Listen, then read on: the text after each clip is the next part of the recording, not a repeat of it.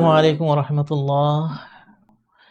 আবু কাবাশা আল আনমারি রাদিয়াল্লাহু আনহু একটা হাদিস বর্ণনা করেছেন। করতে যেয়ে উনি বলেছেন যে এই তিনটি বিষয় আল্লাহ রসুল আমাদের সামনে বলেছেন। বলতে যেয়ে উনি বলেছেন, আমি এই তিনটি বিষয়ের উপরে আমি কসম কাটতে পারি এবং এই হাদিসটা আমি বলছি, তোমরা মুখস্থ করে রাখো। ১ নম্বর হলো এই যে, মা নাকাসা মালুম মিন সাদাকা, তুমি যখন চ্যারিটিতে দান করবা মনে রেখো তোমার ১ পয়সা কমতেছে না।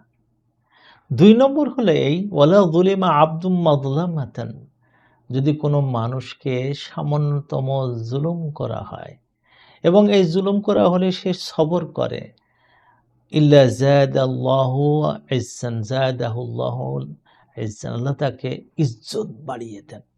এবং যদি কোনো মানুষ তার নিজেকে সুন্দর করার জন্য হোক অথবা তার স্বভাবের জন্য হোক মানুষের কাছে ভিক্ষা করে, চায়, হাত পাতে, আল্লাহ বলেন যে ইল্লা ফাতাহাল্লাহু আলাইহি বাবা ফাকরিন।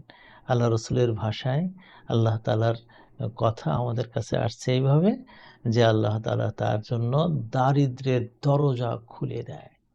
হায় রে! মুসলমানদের মধ্যে তিনটি অবস্থা মাথায় রাখতে হবে সবসময়, যে আমরা যখন সাদাকা করব তখন আমরা কখনো ভয় করব না যে আমি দরিদ্র হয়ে যাচ্ছি। আমরা যখন জুলুমের শিকার হব আমরা কখনো ভয় করব না আমি বোধহয় ক্ষতিগ্রস্ত হচ্ছি। আমি সবর করব এবং আমি এর জন্য আল্লাহ তাআলার মর্যাদা এই দুনিয়াতে এবং আখিরাতে পাইতেই থাকব।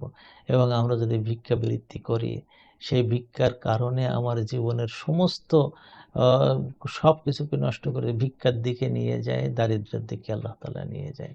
আল্লাহ আমাদেরকে রক্ষা করুন। আসসালামু আলাইকুম।